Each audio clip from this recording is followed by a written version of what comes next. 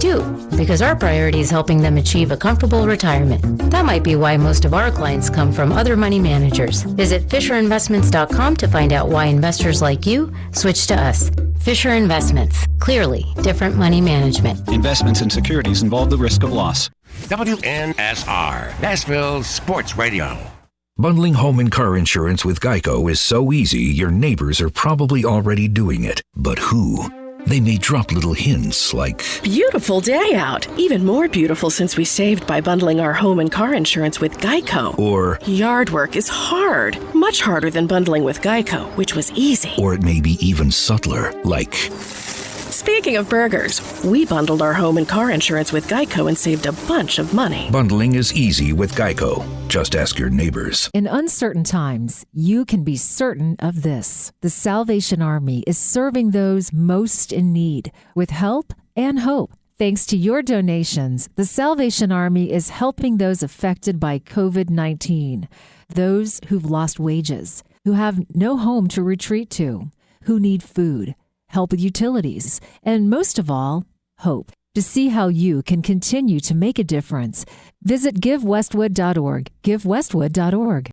Listen, you can't handle the truth. It's about to go off. Live from the WNSR Strike and Spare Studios. Just a bit outside. It's the McFarland Show with Darren McFarland and Fox 17's Justin McFarland. Show me the money!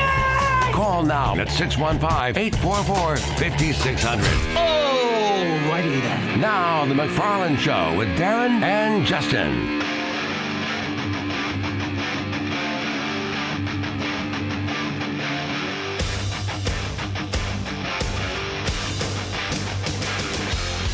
And a good Tuesday afternoon to you. And yes, it is time for the McFarland Show here on WNSR. Darren and Justin here at First Horizon Park. Beautiful day for baseball. Play ball. Well, I mean, it is. It's a beautiful day. Just a little bit cold. We could just turn up the temperature just a touch. A little nippy outside. We are seeing a whole lot of these Nashville Sounds skull caps around. The beanies, whatever you want to call them, the things that cover your ears as well as your head, are walking around First Horizon Park today. But we are getting set for baseball. It should be a lot of fun for Vanderbilt against Belmont here later today. First pitch is at 6 p.m., and they're getting the field set right now. So we're watching them make the preparations for that big game coming up here. Of course, it's going to be a very packed sports night here in Nashville. Darren, when's the last time we had, baseball in this stadium along with basketball over at Memorial, along with hockey down at Bridgestone, all in one night? This is busy. Yeah, that's a perfect storm. Yeah. Vanderbilt has been playing this game. They're doing this today and then next Tuesday against Lipscomb. Hopefully we'll be out here again, and it'll be warmer for that one. But, of course, you can hear that game tonight here on Nashville Sports Radio. But, as you mentioned, Vanderbilt is hosting their NIT game against Yale.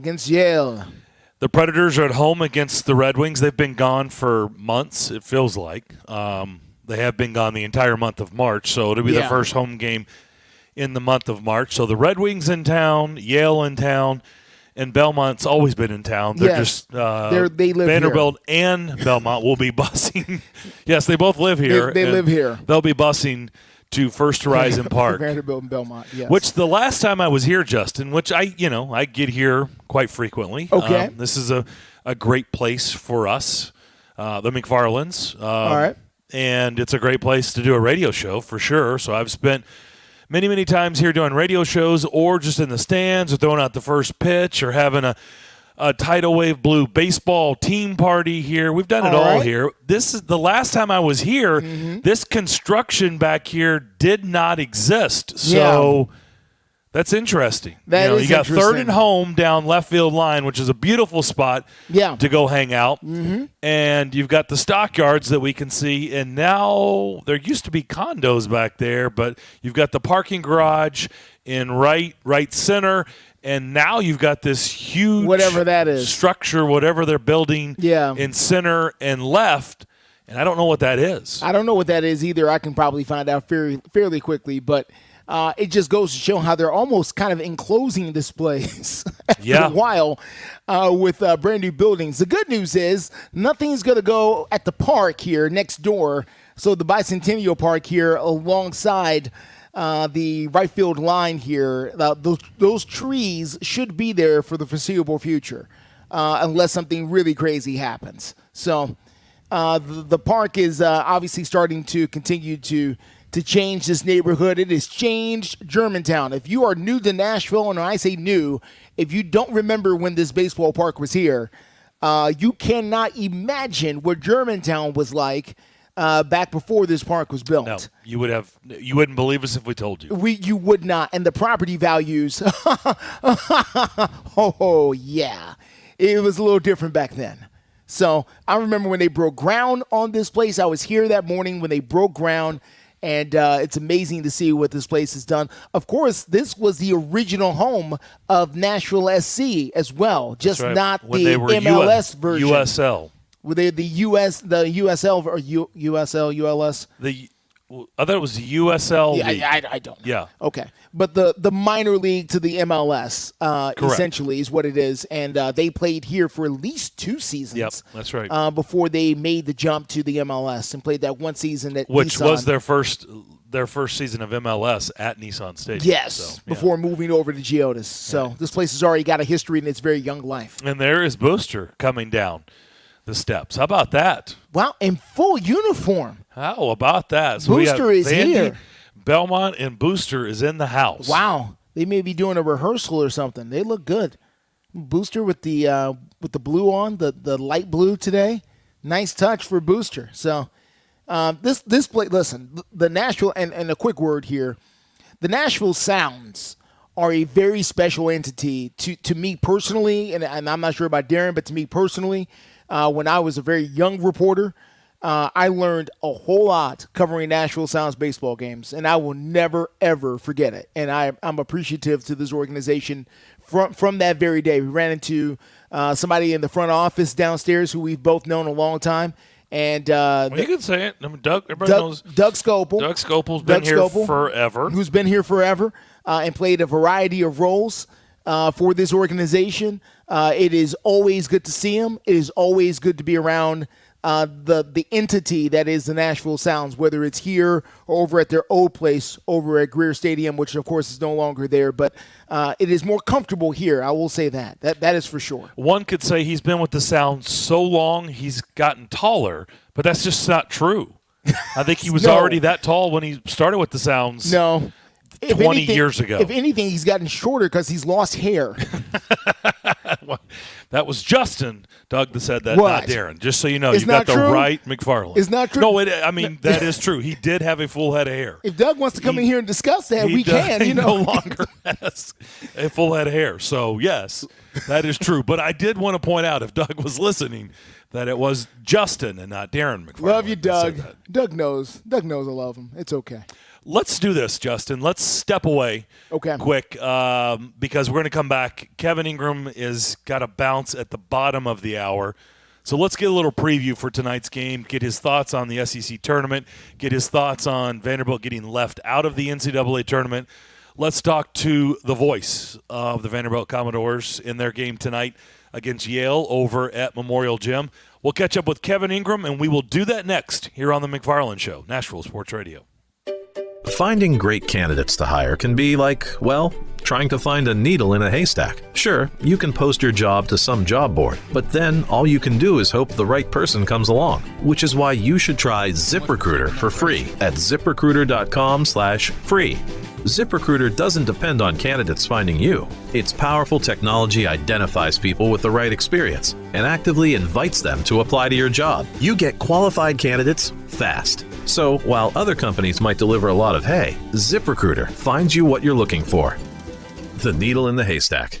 4 out of 5 employers who post a job on ZipRecruiter get a quality candidate through the site within the first day. ZipRecruiter, the smartest way to hire. And right now, you can try ZipRecruiter for free. That's right, free. Just go to this exclusive web address, ZipRecruiter.com/free. That's ZipRecruiter.com/free. ZipRecruiter.com/free. Individuals and businesses with tax problems, listen carefully. Do you feel like you're losing control of your finances? If you owe over $10,000 in back taxes or have unfiled tax returns, we can help you take back control. The IRS is the largest and most aggressive collection agency in the world, and they can seize your bank accounts, garnish your paycheck, close your business, and file criminal charges. Take control of your tax problem now by calling the experts at U.S. Tax Shield and take advantage of the Fresh Start program and new laws that may allow us to negotiate a settlement for the lowest amount possible. Our team of tax attorneys and enrolled agents can stop collections and get you protected so you can take control of your financial future. U.S. Tax Shield offers a price protection guaranteed quote to get you protected today. U.S. Tax Shield is A+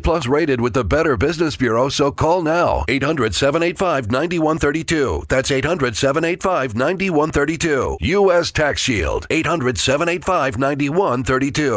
As a professional realtor in Nashville for more than 40 years, Richard Courtney is one of the city's top-ranked real estate brokers. He's also the author of 2 books and the real estate columnist for the Nashville Ledger. What does all of this mean to you as a home buyer or seller? Expert knowledge, guidance, and trust. Give Richard Courtney a call today at 615-300-8189. That's 615-300-8189 or online at richardcourtney.com. When you're away from home and you want down-home cooking, Kitchen Notes at the Omni Nashville Hotel is the answer. Excellent, fresh, and local, just like Grandma used to make. Start your day with a Music City omelet and some prime rib hash, or a cast-iron waffle with Nashville hot chicken. For those wanting variety, hit the biggest breakfast buffet in Music City. And, of course, the world-famous Biscuit Bar. Start your day with the fresh, local, and down-home cooking of Kitchen Notes at the Omni Nashville Hotel, 5th Avenue, downtown. This is the Greg Pogue and John Burton Show. The Predators make the playoffs. Yeah, they're going to make the playoffs. You think so? Yeah, I think they'll get it. Penn? Yeah, they'll make it and probably get bounced. I don't think they're going to. Yeah, I feel pretty. They'll make it but lose. I feel attitude that these people have. Go ahead there, rah-rah guy. Are they going to win the Stanley Cup, Greg? No, they're not. Okay. You know, let me ask you. Greg Pogue and News Channel 5's John Burton, WNSR, Nashville Sports Radio. The McFarland Show. Video streaming live on Twitter, Facebook, and YouTube from the Strike and Spare studio. We're live today at First Horizon Park. It is a beautiful day in downtown Nashville. It's just quite cold. Vanderbilt and Belmont will do battle here at 6 o'clock. You'll hear that game right here on these airwaves on WNSR. Darren and Justin here. Cousin Devlin is back at the Strike and Spare Family Fun Center studio. And our communication is not great, and that's an error on me. So Kevin Ingram is on the line with us. He'll be calling the men's basketball game, NIT first-round game at Memorial Gym. I told him or asked him to call you at 2:10, and apparently he did. And what did I do? I went to the break and had you sitting on hold. So that's error on the host. My bad. It's all good, man. I enjoyed hearing about some of your fine sponsors. Now I want to go down to Kitchen Notes and get some biscuits. So yeah, I'm doing okay. It's all good. Did make you hungry, didn't it? It makes me hungry when I hear that spot. Yeah, I know. Are you guys staying warm out there? Did you bring a jacket? Well, some would accuse us of not being very smart, and that's fair. But we're actually smart today, Kevin. We're in the press box, with the window shut. There you go. So, yeah, exactly. That's the best place to be with the window shut. There's no reason to pretend, to have the macho, we're out here in the cold, and our hands are free. Nobody cares in Radio Land, right? So that's exactly right. The older I get, the less I care about being out in the cold. So, yeah, I'm totally with you 100% on this one. Let's start with I got a chance to catch up with you at the SEC basketball tournament in Nashville, and, of course, Vanderbilt with a couple of big wins, and then unfortunately it was pretty clear, and I talked to you Saturday before the Texas A&M game. It just wasn't going to be their day. Overall, what did you make of – and I told you, I said I couldn't be more impressed with the Vanderbilt team. They just wanted it more, in my opinion, than Kentucky on Friday night, and it showed for about 30 minutes of that game. Yeah, no doubt. Vanderbilt really played great in this stretch. They won 10 out of 11 before the game against Texas A&M, and then just kind of ran out of gas on Saturday, it felt like. And that game on Friday night, it was, of course, anytime Kentucky plays in that event, it's going to be a huge crowd with a lot of blue and really cranked up. And Vanderbilt played just a terrific game. And you try to deal with Sheboy and Kentucky's rebounding, and Vanderbilt did the best it could as far as that goes. But just made plays and got stops and really made free throws, and that was a lot of the difference in the game. Kentucky missed some key free throws. You saw Sheboy twice miss the front end of a 1-and-1, and Vanderbilt went down and made all its foul shots, but then hitting big shots at the end of the shot clock, too. There was a play with Ezra Magnon at midcourt where he basically walked the tightrope to stay on the right side of the midcourt stripe and then hit a three right at the end of the shot clock. Same thing for Tyrone Lawrence. He made that little fadeaway on the right side that was really big in the closing stretch. So it was really fun, and Vanderbilt made some big plays. And really the scene after the game with all the fans around and the guys going up on the SEC Network stage and everything, it was really, really fun and cool and just happy. It just felt like a great reward for our program. And that was the 20th win of the season, which is still a notable accomplishment. I think a lot of programs would like to have 20 wins. So you went to Saturday, and again, A&M played what had to be the best half they have played the entire season in the first half. And it was hard for Vanderbilt to really fully recover. Had a chance a couple times to cut it to single figures, but couldn't make that shot. And Selection Sunday is a little disappointing. We can talk about that. But as far as the run in the SEC tournament, really, really fun. Vanderbilt won 2 games for the second straight year of that event. And, felt like something to build on, especially that win over Kentucky. Yeah, what was Texas A&M? I didn't see what the final numbers were in the first half, but I know at one point, weren't they shooting like 70% in the first half? Yeah, at the under 4 timeout, they were shooting 75%, and they ended up 69% for the first half. You're talking about a team that makes 6 threes a game. I think they were 7 of 12 in the first 20 minutes of that game. So, yeah, they absolutely shot the lights out. And by the way, Jerry Stackhouse, priceless moment on the set of SEC Network with just the mic drop. Telling the guys, why don't you guys pick us every once in a while? And they went nuts, man. That was some great stuff, man. That was so funny. I think the one part I like watching it is watching Jordan Wright and him just sort of sitting there smiling, watching it all happen. That was very funny. No doubt. We woke up this morning, and I don't know, maybe people saw it last night. I woke up this morning, and we talked about him yesterday on the show, and I always hate talking about student athletes, but they are getting paid now, NIL. That does kind of change the conversation a little bit, but he's had his struggles here shooting of late, but to learn that Miles Studi is chosen to transfer, he will not even be in the lineup tonight, as basically already said his goodbyes on social media. I was surprised by that. Were you? Yeah, certainly, and you hate to see any get to see guys that and have been around and called a lot of their games and just spent time with leave the program. But wish Miles nothing but the best. He's a really nice young man, and wish him and his family all the best. Hopefully he will find a good home for the next part of his basketball career. But you're talking about a guy over the last couple of years. I mean, he shot it really well for a whole lot of the time. He really had his struggles in SEC play this year, but he was shooting over 40% when we went into conference play, first couple months of the season. But he had some good games, and really the one that stood out in SEC play was a game at Texas A&M. He had 7 threes in that game. But postseason last year in the SEC tournament, he was really good, and it's had some big roles and some big wins. So wish Miles all the best. Yeah, a guy that's had success, but for whatever reason, here of late, just could not get a shot to drop. So tough to see, but looks like Miles Studi is going to enter the transfer portal and go somewhere else and not play out the NIT. What do you think before we get into that, let's get your reaction, because we obviously talked about it for a ton yesterday on the show. We got a lot of phone calls, and it's the same reaction as by most. What are your thoughts on why Vanderbilt not only didn't get into the NCAA tournament, but really after you watched the show, it just left you going, geez, they weren't even close. Like, I don't even understand that. What were your thoughts? Yeah, some of it's really hard to understand. I will say that, pretty early on in the selection show, when they started showing, it was almost after the first region was shown, wherever it was that they showed Mississippi State and Pittsburgh playing in Dayton in the first 4, and you saw where NC State was and a couple of the other teams. I just I was actually texting with a couple of other buddies saying, I have a bad feeling about this. It doesn't look like it's going to happen. And sure enough, Vanderbilt was left out. I was pretty surprised when they showed the first 4 that were out, that Vanderbilt wasn't even in that group. A lot of it's really hard to understand. And the biggest problem I have with it is the fact that it just doesn't feel like conference play means a whole lot.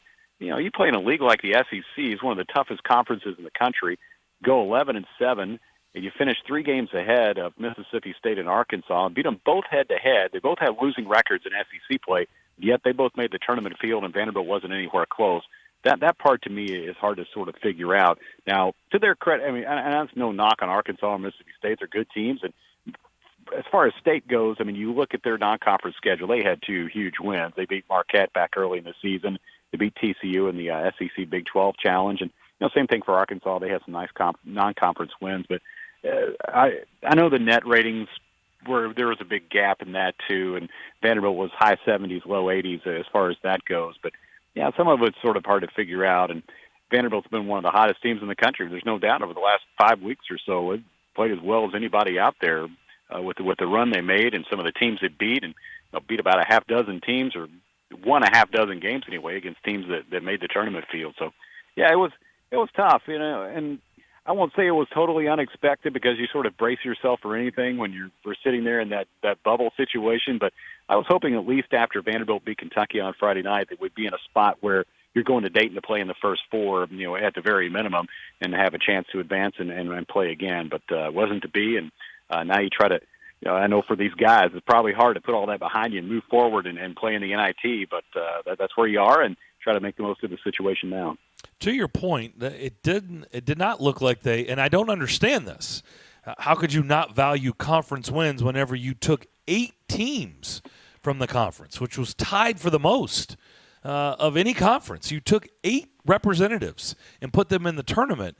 And by the way, it doesn't seem like they really care about conference tournaments either. Really, you say 11, I say 13.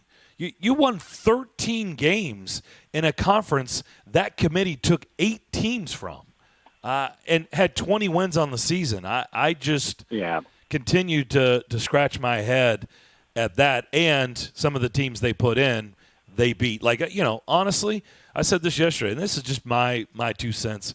The way Auburn's playing right now, I don't think they belong in. Mississippi State, the way they're playing, they don't look that good. Arkansas doesn't even look that good. I know Musselman is a guy that gets them ready for the tournament, and they'll usually make a run. I expect that. But, heck, even the way Tennessee's playing. And I know it's a full body of work, but, man, I don't know. I feel like those teams are limping in, where Vanderbilt would have came in as an upset favorite if they would have gotten in, depending on a matchup. Yeah, I think so, too. It would have been really interesting to see how Vanderbilt would have done in that tournament if they'd gotten in there, because just playing with so much confidence as much as anything. And a lot of times good tournament teams start with good guards, and that's one place that Vanderbilt really excels. When you look at Ezra Magnon and Tyron Lawrence and Jordan Wright, the way those guys have played lately, it's been just really excellent work out of the guys at those spots. And I've come to the conclusion over the years that the conference tournaments mean pretty much zilch. I don't know if it's because they basically have the brackets done before you really get to the last couple days of the conference tournaments, and it just doesn't really matter. I know they have some contingency plans in case somebody wins one of these tournaments that wasn't expected to be in the tournament field, and you have to shift everything around. But there's always that thought is like, well, if this team, if they get in the tournament, they win a couple of games, then they're probably a good shot to get in the NCAA tournament. I don't know that really matters at all. Because it certainly didn't seem like in Vanderbilt's case that it made that big of a difference. And even after Vanderbilt beat Kentucky on Friday night, if you look at the net ratings, Vanderbilt only went up a couple spots. I think they went from 82 to 79. So, yeah, I feel like the net tool might be something that needs some examining as well. I don't totally understand how it's all put together, but some of the metrics don't all add up. And again, I'm biased because I'm trying to figure out a way for Vanderbilt to be in the tournament and why they didn't. But yeah, some of these things I think might need a little more examination, and also it makes you think about how you schedule for the future too. Are you going to want to play really good mid-major teams when maybe it does or doesn't help you in terms of getting yourself into position to get in the NCAA tournament in the end? I think all those things will be considerations going forward. Well, if Coach Stackhouse needs any help, Darren and I have already looked up the bottom of the 363 yesterday. So we've got some teams identified. Hartford and LIU, Green Bay, they are all available for action against the Commodores if they need a little help getting into the tournament next year. We even threw in the Generals. When they're not playing the Globetrotters, throw in the Generals, too. They're losers. If that counts there as a win, I think they can get that done. Maybe Holy Cross is available. It'd be a quad 4 win, but you take the Generals probably. Yeah. They won a couple against the Globetrotters a few years ago. You remember that? They actually beat them. Absolutely. Was it a couple? I thought it was one. Didn't they do it one time? Was it a one-off, or did they do it a couple of times? I want to say they won more than once. But I might be wrong. Once per coast brush or up on the something. Generals. Kevin, I wanted to ask you about tonight's matchup. And just a blunt and honest question, and I don't mean anything by it, Kevin. I just got to ask it. Is Vanderbilt going to be into this tonight? I mean, honestly. Are they going to be up, interested? We know North Carolina decided they weren't even going. So is Vanderbilt going to be into this tonight? I think so. I mean, I was out a shoot around earlier, and the guys look, to me, they look like they normally do. They're going through the walkthrough and running the scout team stuff, and running through the plays and things like that. I always think that's a consideration when you look at the NIT and how you think teams are going to do. Maybe ask the same question out of Yale. They came up short in their conference final. They were their number 1 seed in the Ivy League tournament. They finished tied for the conference championship in the regular season with Princeton, and then lost to Princeton in the championship game. So, hey, Kevin, can I ask you? When did I miss the memo? Clearly, I didn't get the memo. When did the Ivy League start doing a tournament? I thought that was the whole deal with them. They would just take the regular season champ. I want to say they've had it for like maybe 5 or 6 years. Have now. they really? Yeah, it hasn't been very long. They just started having that not too long ago. All right. Well, clearly, I did miss the memo, Justin. Doing that thing. 5 or 6 years. Okay. I don't know that academically I'm probably qualified to call this game. I mean, if you maybe doubled my ACT or SAT scores, maybe I could get in the ballpark. But I mean, you're talking about Vanderbilt versus Yale. I'm kind of a mid-major directional guy. Maybe they'll let me in the doors. You submit a 500-word essay, and then they can take a look at it, and then right, exactly. Why is it that you want to broadcast this game, good sir? Where do you see yourself in 5 years? Where do you see yourself in 5 years, sir? Thank you so much. Real quick, Kevin, as we close out here with this, if God forbid, if this is the end for Vanderbilt tonight, and let's hope not, but if it is, what is going to be the takeaway from this season? Justin, I think the takeaways will be they took another step forward. Certainly the stretch run of the season in February and March will be things you can hang your hat on going to next season. And I think they developed some pretty nice young players here. You know how college basketball is these days. I mean, you certainly, with every team in the country, you're going to see some roster turnover. But I really hope this group stays together for next season. I don't have anything to tell me that they won't.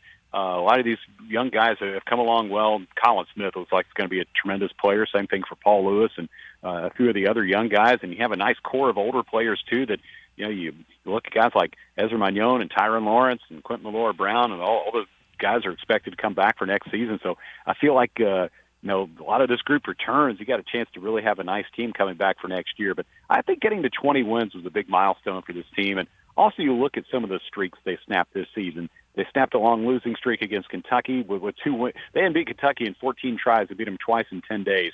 Long losing streak against Tennessee and Florida and Auburn. They ended all of those things. So those are some really nice moments for this team this season, and I think there's a lot to build on for the future for Jerry Stackhouse and his coaching staff.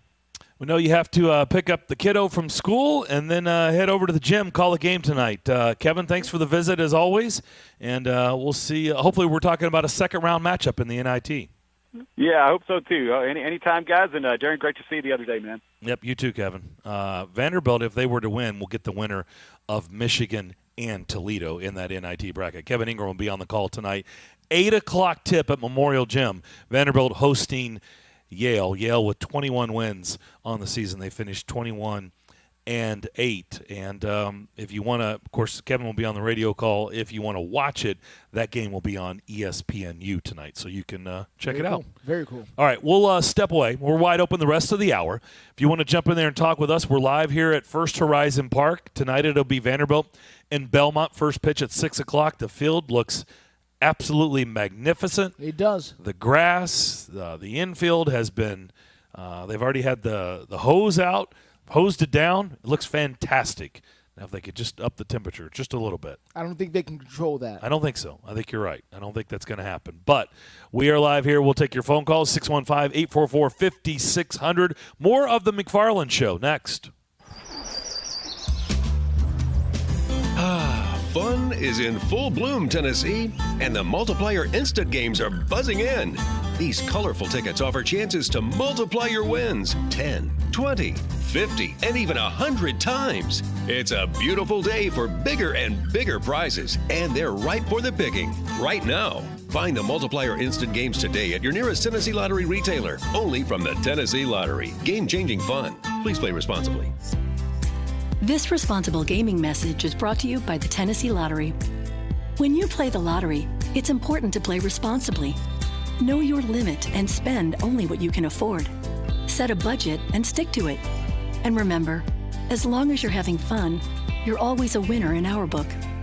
The Tennessee Lottery is a proud supporter of National Problem Gambling Awareness Month. To learn more about problem gambling resources, visit tnlottery.com. I'm here at the Big Game headquarters. Total Wine and More, scoring huge savings on the perfect bourbon. Local craft beer. Forgetting something? Oh yeah, Cabernet, seltzers, and so many low prices. Valentine's Day is right after. Whoa, new game plan. You got this. Total Wine can help you score the perfect bubbly, too. Thank you, I would have been so... You sure would have. Your Big Game headquarters. Love what you find, always at the lowest price. Only at Total Wine and More. Drink responsibly. B21. Milk, eggs, $42. Ma'am, you okay? Need bucks? With Jackson Hewitt, don't wait weeks for the IRS to send your tax refund. Come in now for up to $3,500 with a no-interest, no-fee refund advance loan when you file your taxes. That's up to $3,500 today. Don't let high prices get you down.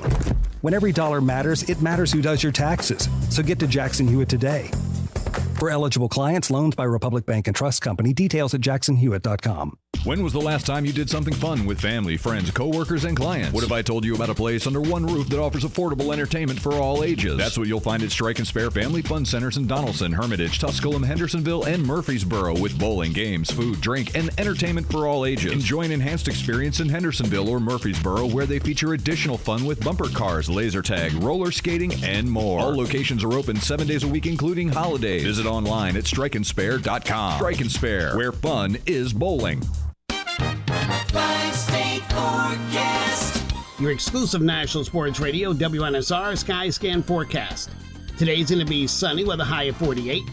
A clear night tonight, low 26.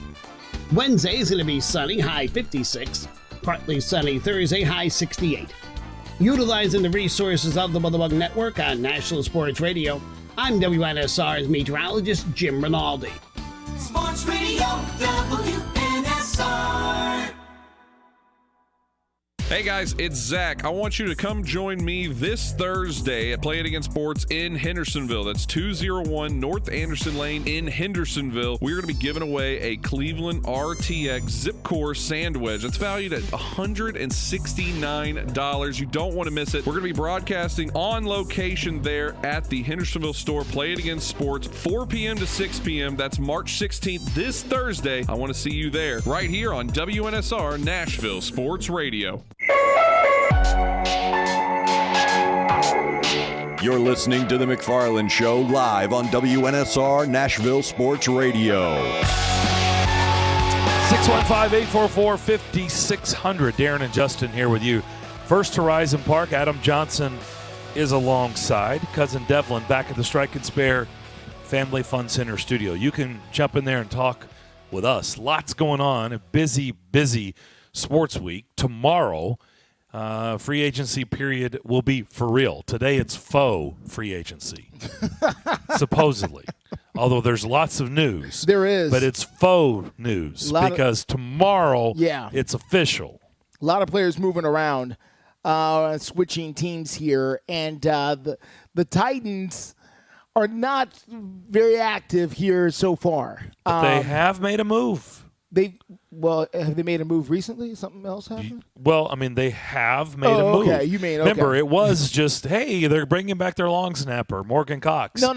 They've done more than that. Well, they've done one thing.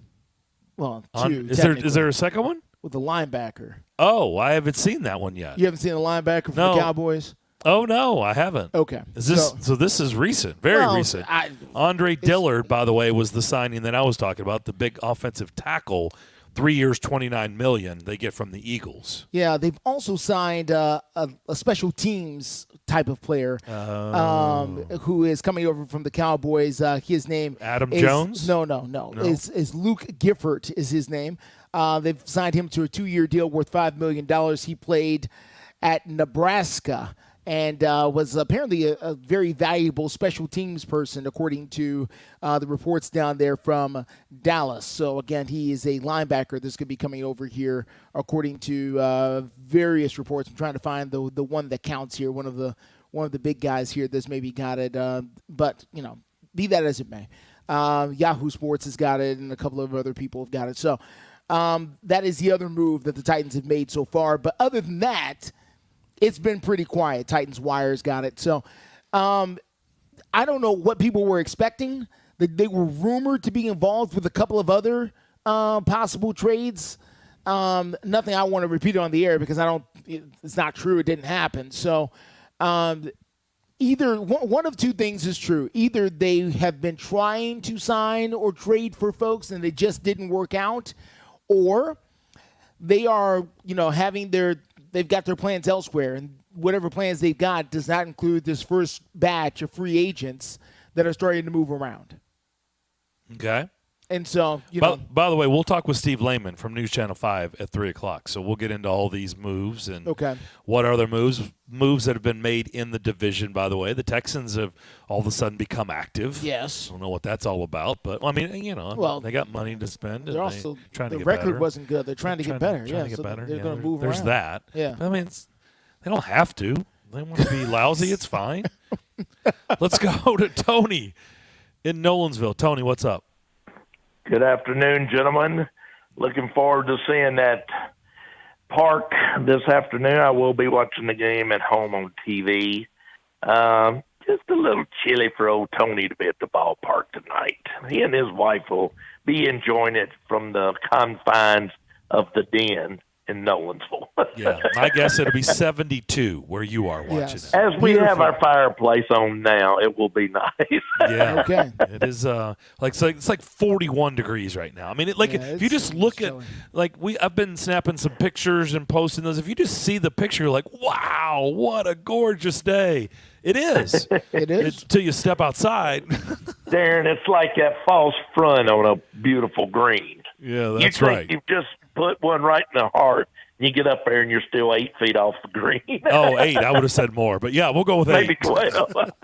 Hey, guys, good and sad news. Sad to see Studi decide to go ahead and leave before the season's over. I know he'll stay in school for the remainder of the school year, but I wish he would at least stayed with the team through the conclusion of the season.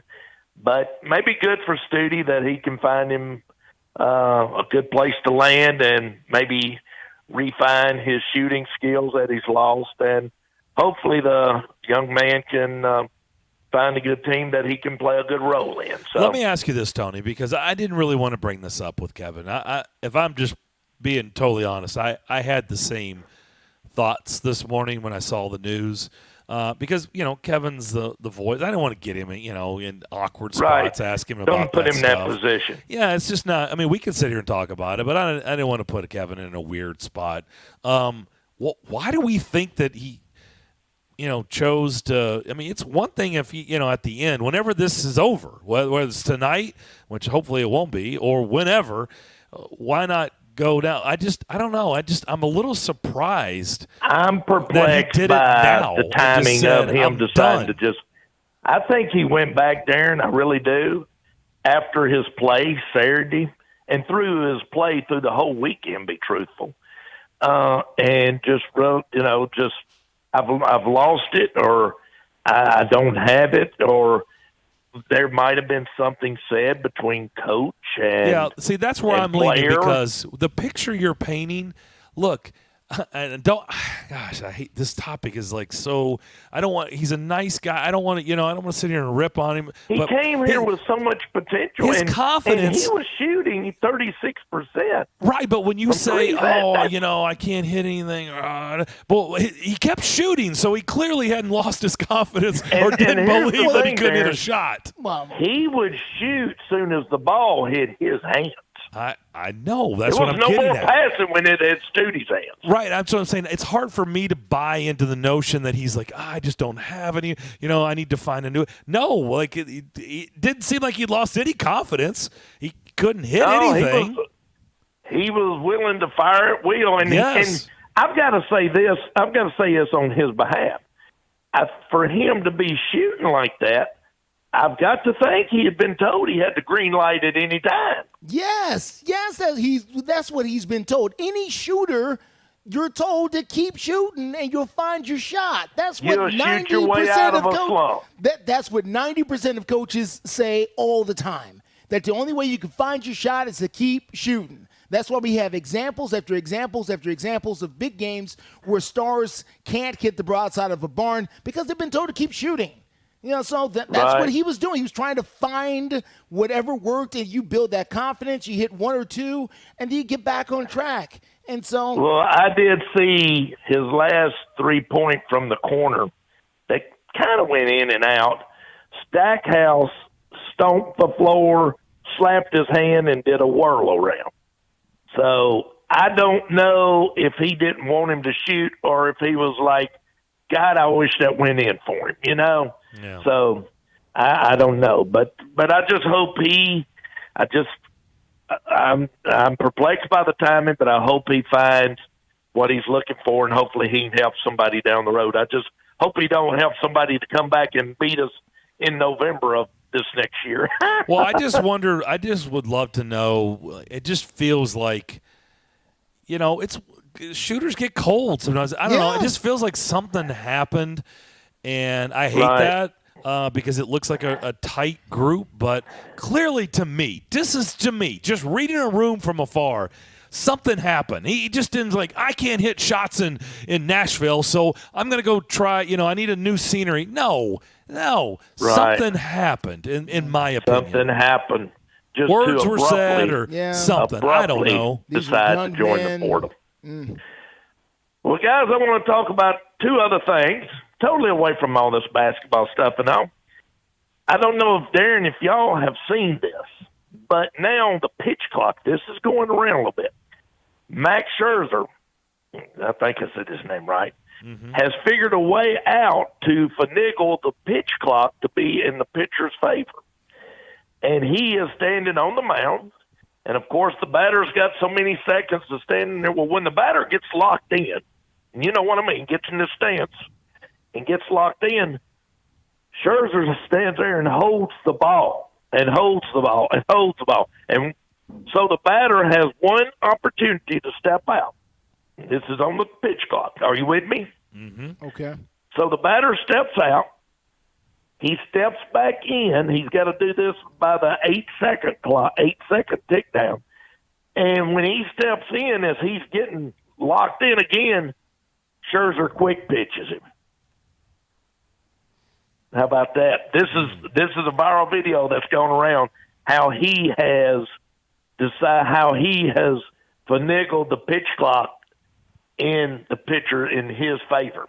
That's weird. And I thought that was rather interesting. Yeah. And typically baseball thing, players, aren't looking for an edge, so that's kind of odd behavior. Right. Well, they were eliminating the shift this year. Here's the next thing. I can't believe I said that with a straight face. Right. Yeah, they're always looking for that angle. What?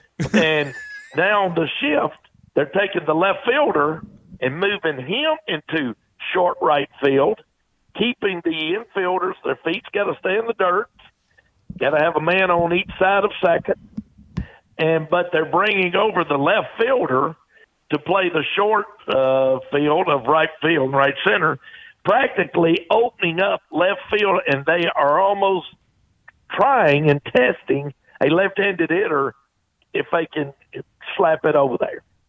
And that's the new way to create the shift this year. And I thought, wow, that's something. So how many power left-handed hitters are you going to see trying to go to the opposite field? It's going to be fun to see how all this plays out in the baseball. I've been watching some of this in some of the baseball, and I thought I'd share that with y'all and keep an eye on it, guys. Okay. But I wanted to bring up that Studi situation. That's really perplexing on the time and just so abrupt. So, guys, great show. Thank you, Have Tony. fun Appreciate out there tonight. Oh, we Thank will. you, Tony. We will. Jeff Passan, I sent you this tweet Yes, you did. today. Mhm. He has put up spring training numbers from this year as opposed to last year. Here's the one that jumped out at me, and you know where I'm going with this. Mm-hmm. Time of game last year in spring training. Time of games, on average, 3 hours and 1 minute. Okay? 3 hours and 1 minute time of games in spring training last year. Time of games this year in spring training, 2 hours and 36 minutes. Average time, 2 hours and 36 minutes. That is 25 minutes chopped off. Okay. As of right now, these are the numbers today. Yes. Stolen bases are up. 1.6 last year, 2.4 this year per game. They're way up. Yeah, that's actually way up. That's You're right. way up. That's a good one. Thank you. Runs per game, 10.6 last year, 11 this year. Not that bad. Strikeout rate last year, 23.9%. This year, 23.1%. Yeah, they need time to adjust. I mean, that'll even itself out here eventually. Now, listen. Here's my only thing with all of this: is all the tinkering, shall we call it? Is all the tinkering that we've done with baseball worth the 25 minutes? That's all I'm asking. And everybody having to relearn rules and try to figure out new ways to play and take advantage of different situations. Is it worth the 25 minutes? What does the 25 minutes get you? Oh, I'm asking anybody. 25 minutes is yes. If you're asking me, it is not a yes. It's a heck yes. It's worth the 25 minutes. Heck yes. 25 minutes on average? Yes. That's the whole point. Well, I know that's the whole point, Justin, but I just didn't know how much time were you looking to save? I guess was 25 my question. minutes is a good start. If we were talking about 2 minutes, is that what we're doing? We'd be having a different conversation. So you don't want to, but 25 minutes, we're chopping off, I don't know, a good 1/6 of the game in this case, or something like that. So we're chopping that down. We're not chopping off that is lag time. It's all the lag, all the stuff that needs to go away. It's trimming the fat. Do you want the fat on your steak? I don't. Well, I don't Some know. people do. It depends. Maybe you. Some people. Maybe Adam he's shaking his head like maybe Adam wants the fat. Maybe Adam. I don't want the fat on the steak. Trim the fat. Some people don't mind a little thickness. That's fine. I don't know how you roll. It depends on what you like. I thought we were talking baseball. What are we talking about? We're not talking baseball? What happened? I thought we were talking baseball too. What happened? I thought we went from the restaurant to somewhere else. I don't know where we were going. I thought we were talking. We're at a baseball field. Look, what are we talking about? This is to each his own. I don't want the fat. Trim the fat. Okay. I don't want the fat. Give me the meat and potatoes. I don't want the fat. Okay. Well, we don't need players stepping out of the box and adjusting their batting gloves after every pitch. We don't need all this, pitchers taking their time. We don't need 6 mound visits. We don't need pitch a strike, take him out, bring in another pitcher. No, we don't need all that stuff. Okay. Trim the fat. All right. Hey, listen. If it's worth the 25 minutes, then that's me though. If it's making everybody feel better, then I suppose we can go ahead and keep moving with it because we're going to keep doing it anyway. So for me, this is just an adjustment period that I'm going through. This is a me problem because everybody else seems to be fine. So if it's a me problem, that's cool. I'm cool with that. I understand. It's just a me thing that we're doing this. So that's fine. we can just, if the game doesn't need to be. Well, just so you know, there are people that feel the same as you. You're not on an island, but you're not Tom Hanks. It's not you and Wilson. I'm not talking to a volleyball? No. Okay. You have not painted on, eyes and stuff on a volleyball. Okay. I'm just blood. saying, but everybody seems to be thrilled with the results. It's not like it's, there's a million people standing behind me. Well, I don't know what the numbers are. I think there might be, actually. I'm in the majority. I'm just saying yes, you're not on an island by I yourself. know you're in the majority on this, and that's what I'm saying. At some point, you just can't fight the progress. So if this is where we're going, then fine. Then let's just go here, and I need to find new ways to just go ahead and get over it and understand that this is what we're doing now. Did you kick and scream when they put up nets? No. You didn't? No. A lot of people did. I understand. Lots. I understand. But I saw the safety because, I've been. Yeah. And you know what we did see? How many people were getting crushed at baseball games all the time that was never reported. True. Okay?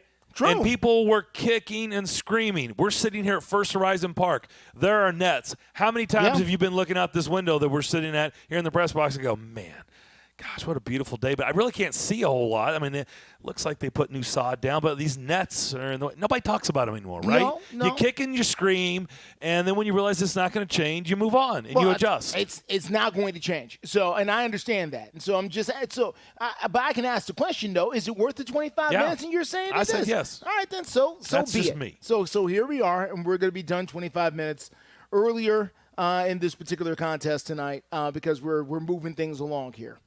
I have trimmed the fat, and now I'm going to eat my steak. We'll take our final break, come back, wrap up the first hour of the McFarland Show next. You're missing flavor.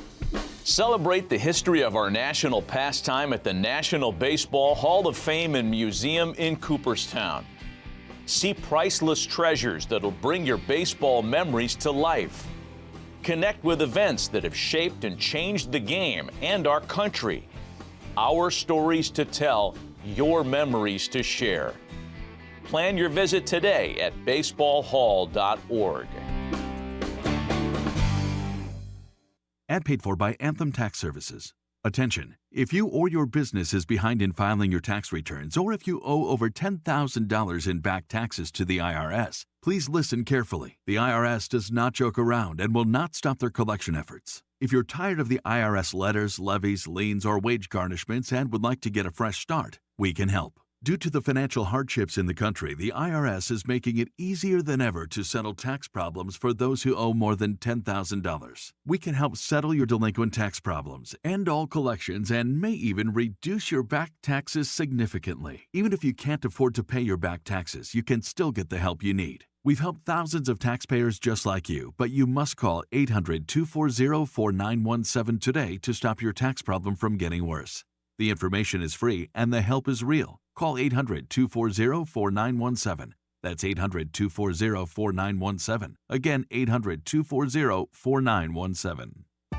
At Total Wine & More, save big on what you love this month with hundreds of deals. Get up to 35% off over 100 different wines and spirits, including Cabernet, sparkling wine, single barrel bourbon, and so much more.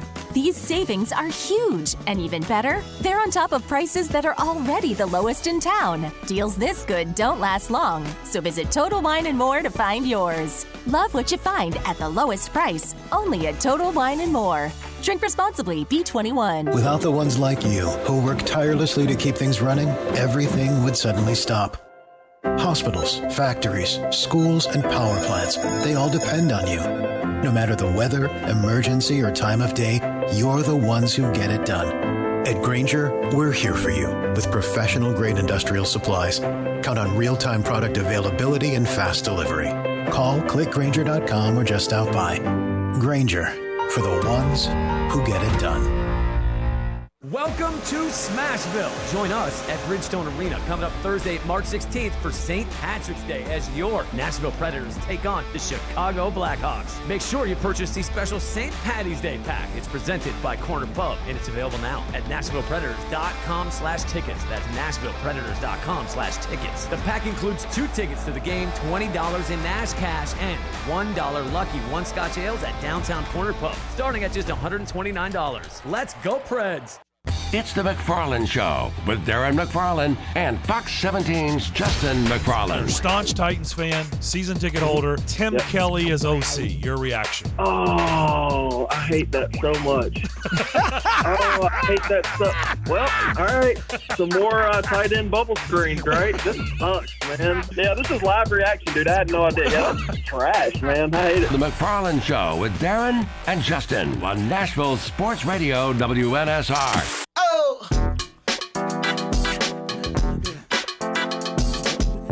Over 50 years of Nashville sports coverage. The McFarland Show. Wow, you guys are old. Mr. Big Voice is so mean to us all the time. But, you know, we are seniors, to be sure. Welcome back to the McFarland Show, Sports Radio 560 WNSR. We are live this afternoon from First Horizon Park, home of the Nashville Sounds. But this afternoon, it'll be home to Vanderbilt and Belmont baseball, happening here around 6 p.m. You can check it out in person, or, of course, you can listen to it right here on WNSR. Speaking of listening to things, after this show, you may be listening to my next guest here. Zach from the Afternoon Press Box is here with us right now. Afternoon Press Box. Sorry. I love that you listen to the show. Right? Afternoon Stretch. Hey, you know what? Good grief. I was like, wait, it just rolls so easily. It's years of... Justin from the McFarland Show. That's what I'm going to start saying. Boy, I stepped in it. You guys are old if you remember the Afternoon Press Box. The Afternoon Stretch. We'll be here following y'all in the press box up here. We got a good, I mean, this size of this press box would rent in downtown Nashville for about $2,200. That is true. A month, I think. Without a sink. With no sink. Adam's almost wingspan out. Absolutely. To wall in here. It is crazy. Now, something unusual is happening right before our very eyes here. We're watching some of the players warm up, but they don't have a baseball. They have a football. That's a new thing. That's actually a new thing that the college kids are doing. So I do some summer league games, full count rhythm. We have a couple Belmont guys on the roster, I believe, this year. We did last year for sure. But they warm up throwing a football now. They don't warm up throwing a baseball like what you would be used to. It's something that just kind of gets them limbered up, and they use that football now. And so for anybody who goes to college baseball games, to get out there a little early, you'll see that. That is crazy there. Okay, so that's different. Is it weighted, or is it just a regular football? We're just tossing the pigskin around, Wow. All right, well, that's different. All right, so maybe the Titans are watching. They're looking for people right now. Maybe they've got a scout or two out here at the ball game.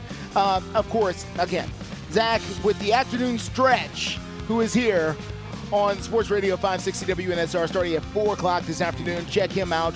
We'll be back with more of the McFarland Show. Steve Lehman from News Channel 5 will be joining us at the top of the hour as we talk more things Titans. Thanks for stopping by for a few seconds, man. Hey, absolutely. I'm just waiting for y'all to get done. Yeah, I know you are. We'll be back with our 3 o'clock hour. Stay with us.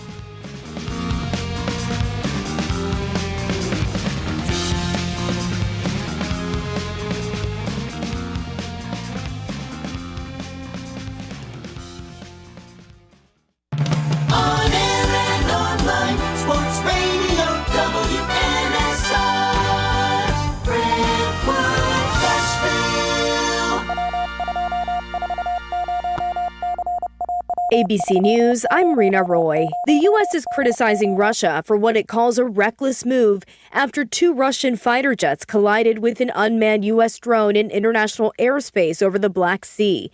One of the Russian planes hit the drone's rear propeller, forcing the U.S. to ground the surveillance drone. National Security spokesman John Kirby described it as an escalation. In recent weeks, there have been other intercepts, but this one obviously is noteworthy because of how unsafe and unprofessional it was, indeed reckless that it was. Russia also launched fresh airstrikes on Ukraine today. Both Ukrainian and Russian forces are sustaining losses in ground battles in eastern Ukraine. The Consumer Price Index rose 6% in February, showing inflation is easing a bit from the same time last year, but still high. Investors are showing confidence in bank shares following the FDIC's rescue plan for 2 failed regional banks. This is ABC News. Finding great candidates to hire can be like, well, trying to find a needle in a haystack. Sure, you can post your job to some job board, but then all you can do is hope the right person comes along, which is why you should try ZipRecruiter for free at ZipRecruiter.com/free. ZipRecruiter doesn't depend on candidates finding you. Its powerful technology identifies people with the right experience and actively invites them to apply to your job. You get qualified candidates fast. So while other companies might deliver a lot of hay, ZipRecruiter finds you what you're looking for. The needle in the haystack.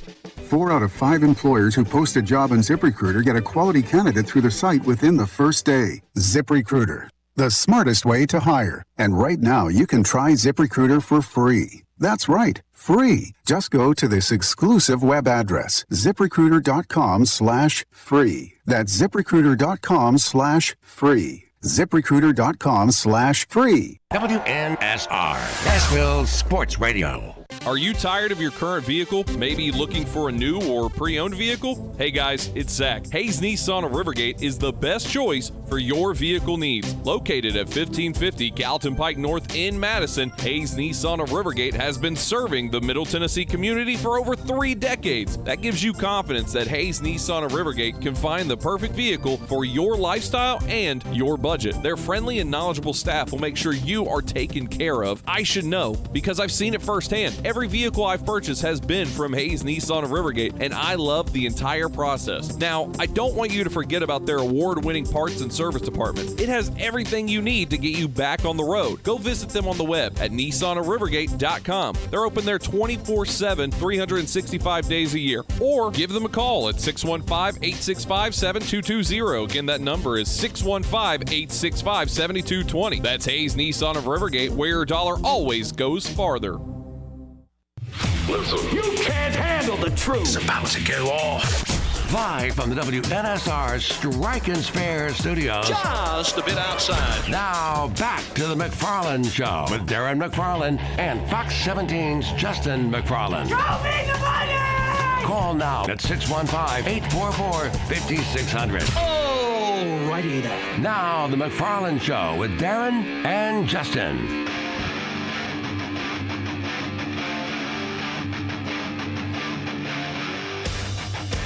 Second hour rolling along on this gorgeous Tuesday afternoon. I mean, just, sun is out. It's beautiful. Darren and Justin here live at First Horizon Park. Tonight it'll be Vanderbilt and Belmont. First pitch, 6 o'clock. Heard right here on these airwaves. Nashville Sports Radio. Steve Lehman, News Channel 5. I don't think he'll be here covering the game. There's a lot going on, actually, He Steve. may have some other things to do, you think? Preds, Red Wings at Bridgestone, and Vanderbilt and Yale at Memorial Gym. And believe it or not, Steve, the Titans have signed someone. Hello. They do. Well, technically they can't sign him until tomorrow afternoon. Well, that's right. It's a faux signing. They've legally tampered with someone this Yes. afternoon. Yes. They have. It's a faux signing. Tomorrow it's for real. Today it's fake. But what did you make of Andre Dillard? 3 years offensive tackle from the Eagles, who I guess was more of a fill-in guy, reserve guy. Is that fair to say? I think so, and I think there's been injury issues that have been a problem in his career so far. He missed all of 2020. He missed the first 4 games of last year. So he's got to find a way to stay healthy and be able to be available to be on the field. But he's a guy who was drafted 22nd overall. So a first-round guy, certainly projected to play more than he did in Philadelphia. And the hope that is that he comes to Nashville and to the Titans with a bit of a chip on his shoulder and a really high upside. That if he can get on the field and get into an offensive line and sort of be a guy that he can really develop into a quality guy. And I think right now in the locker room, he's the odds-on favorite to be the left tackle for this team. Now, does that mean they won't find somebody else or have a competition there? I don't know. We don't know what Rand Carthon's executing right here. But at the moment, he looks to be the first guy in the room at the moment at left tackle. Really the news, and we'll get to this in just a minute, is all the defections, right? All the former Titans players signing elsewhere. We'll circle back around there, and one of those guys that I did want to ask you about was David Long, but it looks like the Titans have already found their replacement for David Long, and it's being circulated right now. I think Diana Rossini was the first to put it out there, I think. But Aziz Al-Shire, I guess is how you say his name, linebacker from the 49ers. From the 49ers, yes. What do you make of that? Well, he's a Rand Carthon guy. He's a guy that he knows from his time in San Francisco, and I think he likes the player. And it's a player that was buried behind Pro Bowl type guys at linebacker in San Francisco, so he doesn't have a ton of stats or a ton of reps necessarily.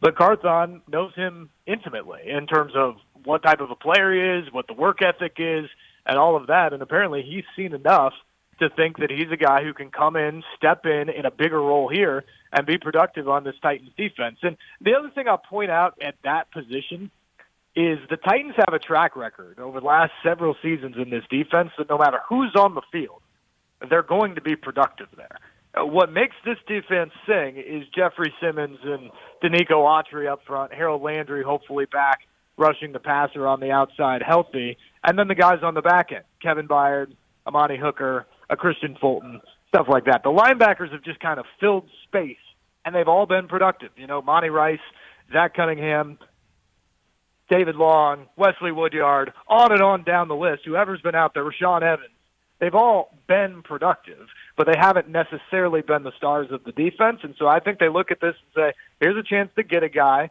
not a ton of money, but we know who he is, we know the work ethic, we think he fits into the culture here, and we think he can step in and play right away and be productive.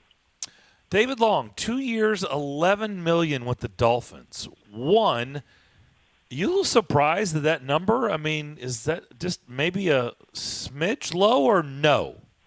Yeah, Darren, I thought it was low, and I think what that tells you is there wasn't much market for him. Yeah. You're talking about a guy who missed 12 games over the last 2 years, and you can say what you want, that it's just unlucky and that he's totally fine from it now, which is true. You know, I don't think there's any lasting effects from the injuries he's had. And so I expect him to go into camp this year as a healthy guy. But he's a little bit undersized in the NFL at the linebacker position, and he's had injury issues. And if you're another team out there, how much do you want to invest in that? And also, just like I was talking about the Titans able to find production, I think more and more you're seeing teams around the league that feel like inside linebacker is a place where you can kind of plug and play. And the real game changers are at other positions on the defense, so why pay top dollar for that type of guy? I think David Long's a very good player. I don't think he's an irreplaceable piece, and I think the Titans viewed him as that, especially after seeing the injuries of the past couple of years, and I think it bared out that the market viewed him as that as well. Did you just say maybe the league is devaluing his position? That's right. Good luck then if you're a linebacker. Yeah. Just like running backs. Geez. Look, in all seriousness, John Robinson, you know, it's easy to pile on when they're gone and point out all the misses, which, you know, unfortunately were there, and it was part of why he is no longer the general manager, but that was not a miss. Picking David Long in the 6th round was a hit, a big hit. No question about it. He was a bulldog for this team. He was one of the emotional leaders, I think, on last year's team on that defense that held them together through all the injuries. So I think there's a lot to credit David Long for and his play. But again, you just said it. It sort of feels like the running back of the defense now, where there's just a belief that there's a lot of guys out there that can run sideline to sideline and come up and fill a gap and make a tackle. And those guys generally are not game wreckers. You know, those guys aren't getting you 13 sacks in the season. They're not getting you 7 interceptions. They're just there to clean up the messes 5 yards downfield. And you need those guys. But I think there's the belief that a lot of guys are – I mean, think about it. How many games last year did the Titans essentially have a practice squad linebacker in a starting role? I mean, Jay Gibbons was in there for a while. I'm totally blanking on the other guy's name. Starts with an S. That was out there for a significant period of time. I mean, they had multiple guys that they literally would bring up the day before the game from the practice squad who would then play 50 reps. Yep. And they would be productive on Sunday. And I just think that's how the league views that position now. And with money being tight, and you have to allocate that to those other positions, you know, the pass rusher, the interior defensive lineman that blows things up, the lockdown cornerback, That's where the money's got to go. And with that being the case, if you can find a guy in a later round, or if you can find a cheap free agent to come in and plug and play at middle linebacker, why not do it? Steve, I agree with you. I think what's interesting, if I'm just being totally honest, what jumped out at me is I wonder remember when Mike Vrabel basically called out David Long, right? And I think he called out Christian Fulton, if I remember, the soft tissue guys and the hamstring guys, the guys that kept, basically not being available. I wonder, because when I saw that deal, I'm like, look, I know they're shedding money, but the 2 years, $11 million for the production that you get out of David Long when he is on the field, it sounds like a team or maybe a coach that was frustrated with his constant injuries. Like you said, he hasn't been available a lot the last 2 years. That's ultimately what had them move on. And I wonder, that how much what Vrabel said about him played a factor in all this. I wouldn't be surprised at all, Darren, if it played a big role, not just here, but also elsewhere, as other teams looked at it. There's no question that was sort of a shot across the bow at his roster last year of saying that, look, we've had some bad injury luck. We've had some guys who've torn ACLs. We've had some guys who have broken bones and those sort of things that you just can't help. That's just bad luck. But then we have a whole bunch of other guys who have these sort of nagging or recurring injuries that aren't from physicality. They're not being trained enough in the off season. It's overworking. It's underworking. It's all the combination of that. And he basically just said, look, we either have guys who need to take better care of themselves to prevent this from happening, or they need to be tougher and realize that you're not going to always feel 100% in this game, and you got to find a way to get on the field. And I think that was a very clear message, and I think it maybe carries into the offseason in terms of what the Titans want. And you're right, 2 years, $11 million isn't a lot of money, T-Mac. At the same time, $11 million is a lot of money for a guy who isn't going to be on the field. Yeah. And so if they look at it that David Long has missed almost a full season within the last 2 years, then $11 million is too much money. Who is the scout for the Bears that has ties to Nashville or to the Titans? Who are we missing? Because it seems like a direct pipeline. This has been going on for years. It looks like it doesn't matter who's the general manager, and it looks like they're back at it again. 2 more signings of former Titans now. Yeah, DeMarcus Walker, obviously, Nate Davis on the offensive line. I think both of those guys maybe have a little bit of a Luke Steckel thing behind them, especially Davis on the offensive line. That doesn't explain the past years with Mark Mariani and Trey McBride and all the other guys that have gone up there. Who was the Baylor? The Baylor receiver went there, too. Oh, Kendall Wright? Yeah. Kendall Wright. Yep. So, I mean, there's been a bunch of guys who've made that pilgrimage north. And, and over the last 6 or 7 years, look, the Titans have been kind of a model franchise in terms of finding guys that maybe aren't stars that can be productive for them and help them win. And the Bears have struggled. So perhaps there's a little emulation there of thinking if this guy's good enough to start or play in Tennessee, then he's got to be good enough to come in and play for us, right? But no, it's interesting. I mean, I think DeMarcus Walker was a key guy on this defense last year. He's not a game wrecker himself, but if you plug him in next to Danico Autry and Jeffrey Simmons, you're going to get a guy who can be really productive, and that's certainly what he was here last year. Nate Davis was not very good last year for the Titans, and he was a part of the reason that offensive line that, yes, had its injuries and, yes, had some new pieces, wasn't nearly as good as what it had been in the previous couple of seasons. So it'll be interesting because that was a contract year for him. It'll be interesting in a new setting what he looks like next year in terms of a productive offensive lineman. But they're both losses to the Titans in the short term just because you're talking about guys who played a lot of reps and ate up a lot of space out there on the field and weren't all that expensive. And so as they try and rebuild this roster, you're trying to replace those two pieces as well. Steve, is Dillard here to be the left tackle or something else, and are they still shopping for that left tackle? As I said, I think a little bit earlier, Justin, I think at the moment he's the leader in the clubhouse for it, but there's only like 4 guys in the clubhouse, so you still have all the 2 o'clock and 3 o'clock and 4 o'clock tee times to go. So we'll see how those guys do on the front time before we really kind of look at the leaderboard on this. But, yeah, I mean, look, free agency doesn't officially start until tomorrow. So does Rand Carthon have a blockbuster, so to speak, free agency signing that he can put in on his offensive line and say, I know I've got at least one guy who's an all-star caliber player that I built this offensive line around? I question whether he has that much money available to him. And so I'm not sure it's coming, but who knows? We could be surprised. The other part of that is, what's he thinking about number 11? You know, we're not likely to see Rand Carthon trade up to do anything significant in the draft now because number 1's off the board.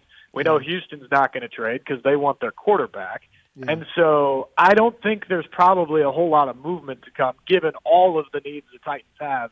It just seems like staying at number 11 is the smartest thing, and to compile assets rather than give them away in the draft. And so does he go at number 11? I mean, can you find a left tackle at 11? And then Dillard is coming in, and it's going to be a competition between him and Petit Frere for right tackle, and then the other guy becomes your swing. Are you set on sliding Aaron Brewer over? I mean, those are all the questions that you have. It's clear. I mean, there's just not enough bodies under contract right now to even trot out an offensive line. So how he goes about getting in those bodies, we're going to find out over the next few weeks, maybe all the way through the draft. But, yeah, at the moment, I think Dillard would be your left tackle if you had to play a game next week. Do you believe they have been more active in free agent than in free agency, or the tampering, or what period, or whatever we're calling this right now, pre-free agency? Do you believe they have been more active than what we have seen? Because we're hearing from the fans, and of course Twitter, they complain about everything, never happy about anything. I got it. But, you know, what we've heard is, well, they're not doing anything. This means they're tearing down because everybody else is building up. Is it possible they've been trying to make some moves, but it just didn't work out for one reason or the other, and that's why we just haven't heard much to this point? I think it's possible. I think here's what's more likely that's happening right now, Justin, is the Titans just don't have that much money. And so most of the deals you're hearing talking about right now are the superstar free agent caliber guys, right? Like, they're the quarterbacks, they're the pass rushers, they're the offensive linemen that you expect to get high-dollar deals. And I don't know if the Titans can really be involved in that given their cap limitations. And so I think what you're seeing right now is the teams that do have the cap space are going out and striking those deals. You know, the Falcons have been incredibly active because they've got a lot of money. The Bears have been incredibly active because they've got a lot of money. The Titans just aren't in that position. And so that doesn't mean to me that they're completely tearing it down or they won't do anything, but I think where the activity is likely to come from Rand Carthon is going to be that second, maybe even third wave of free agency to try to find those guys that are $2 million players, $3 million players that can come in and play a significant role on this team, and then they're going to have to hope to find some stars in the draft. And again, that doesn't mean they're completely tearing it down. They still have Derrick Henry. I think Ryan Tannehill's the quarterback. You got Jeffrey Simmons and Kevin Byard on the other side. You got the makings there of a decent roster. But in terms of building up the places that need to be rebuilt, linebacker, the offensive line, extra wide receivers, I think your best players are likely to be coming through the draft, or at least that's what they hope. And then the free agency moves are going to be smaller deals that fill up the depth of this roster.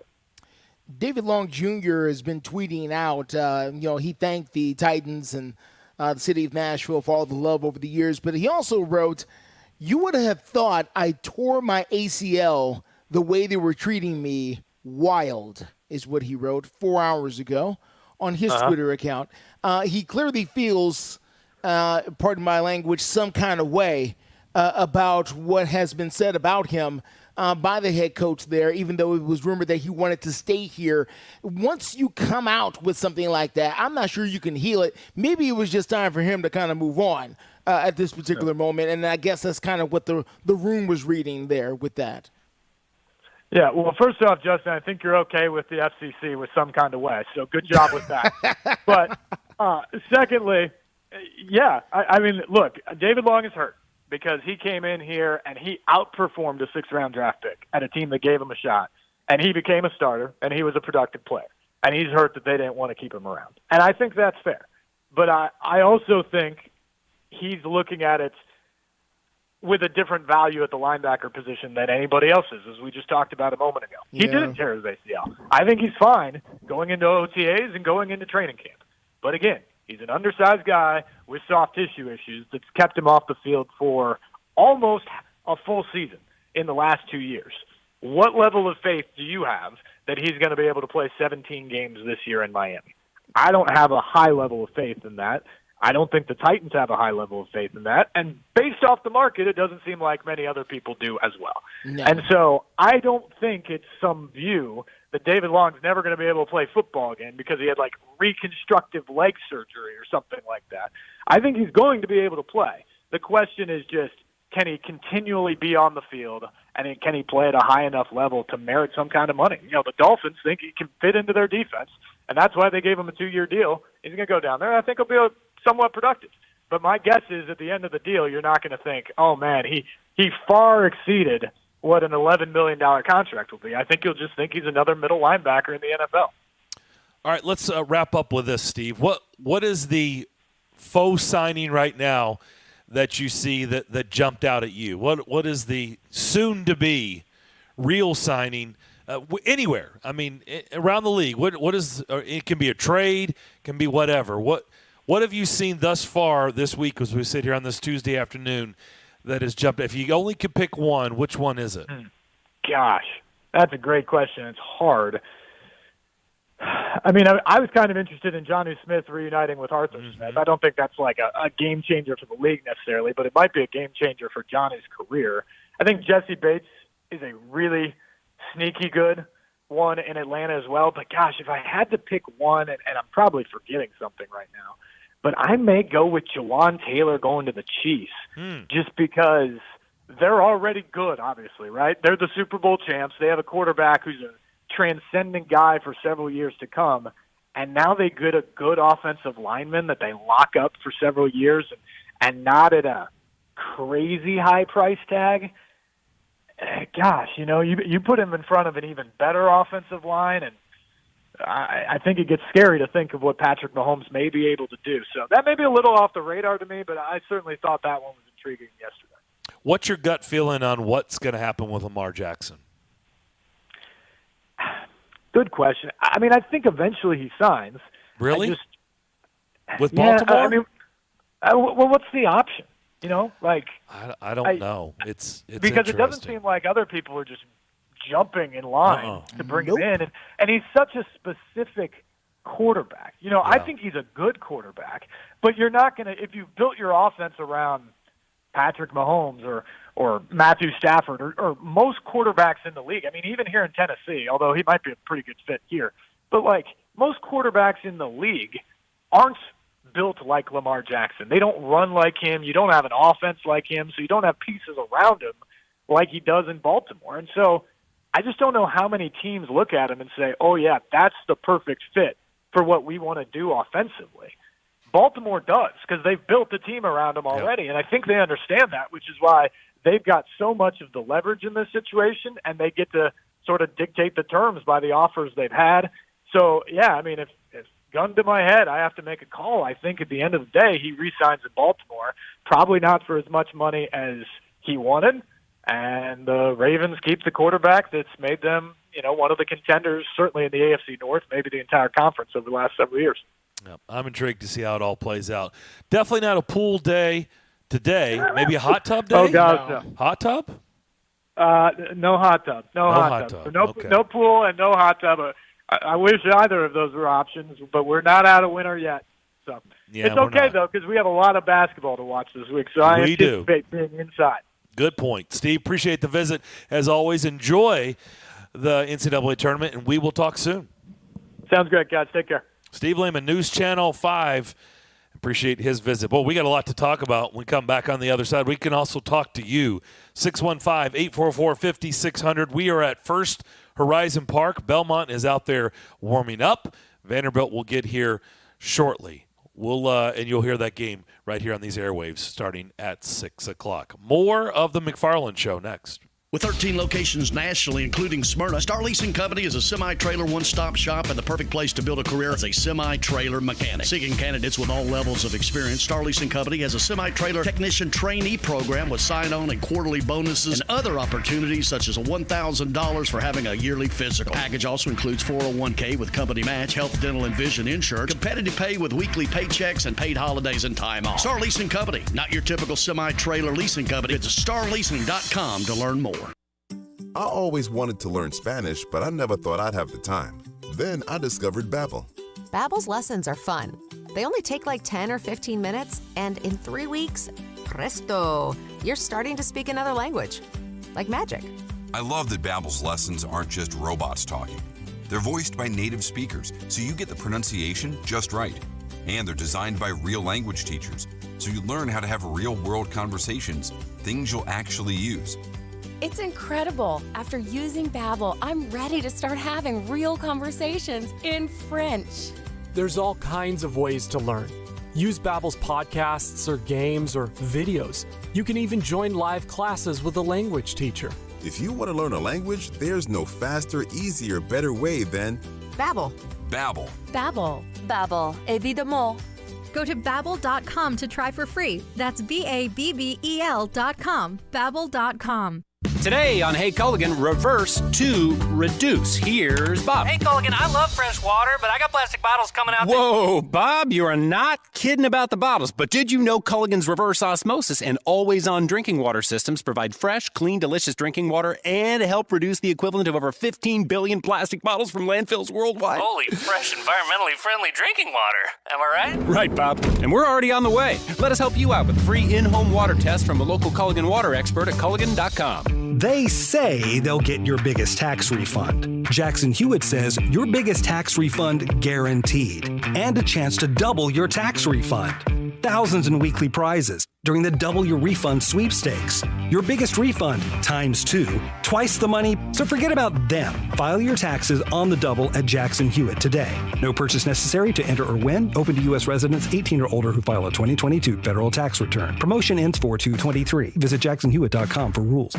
Howdy, folks. I'm back to remind you about the best steakhouse in Music City, Bob's Steak and Chop House. The only place in Middle Tennessee to get A5 Wagyu steaks cooked to perfection. And when that special day rolls around to treat that special someone, make your reservation now at Bob's Steak and Chop House. From petite fillets to massive tomahawk ribeyes. When somebody asks where's the beef, you tell them Bob's Steak and Chop House. Make your Valentine's Day reservations now and treat the best in your life with the best in Nashville. Bob's Steak and Chop House at the Omni Nashville Hotel.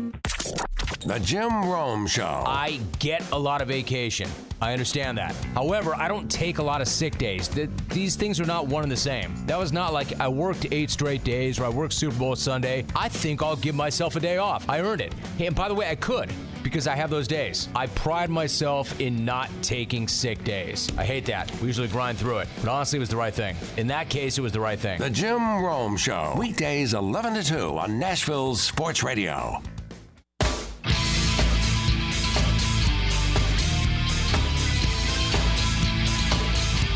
Give us a call, 615-844-5600. The McFarland Show with Darren and Justin.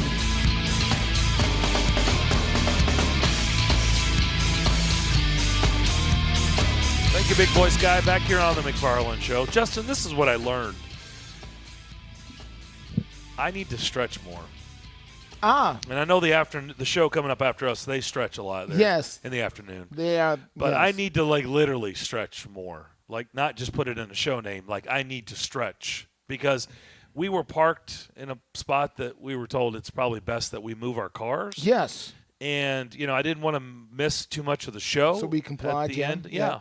So at the end of the last hour, I moved to the proper lot. Yes. And I was doing a little Pete Rose, a little Charlie Hustle to get back here. Get back on up. And I'm pretty sure I've pulled either a groin or a hamstring. I'm not sure. I think it's a groin. I don't know. Okay. Just doing a Pete Rose. Okay. Just not running, just walking. Just walking. Swiftly. Okay. There's a lot of people of a certain age, Darren, who somehow pull these same muscles simply getting out of bed or sneezing or, just waking up in the morning, just good sometimes they hurted themselves stretching. So mine is a little bit better badge of honor? Is that what you're saying or no? I don't know what you're saying. At least you were on the hustle. At least you were active when it happened. Move. Yeah, you were active when it happened here. Yeah, I got back up here, and right before we started the second hour. Yes. And I sat down in the chair, and I was like, wow, I think I've pulled something. Like that.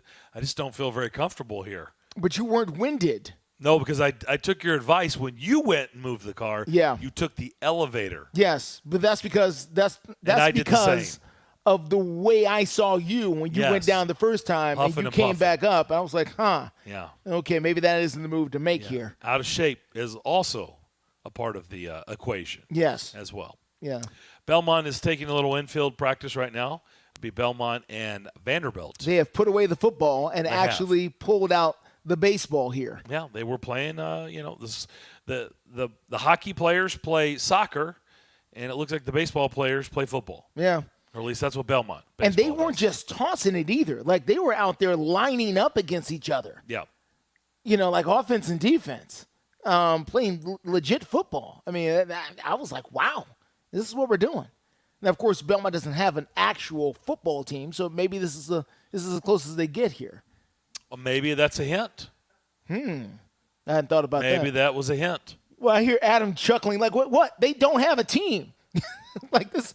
That's not a joke. That's factual. They don't have a football team. They may be trying out for something. Who knows? They just opened up a medical school, so why not? Yeah. So what stood out to you in our conversation with Steve? It's obviously very active this week in the NFL.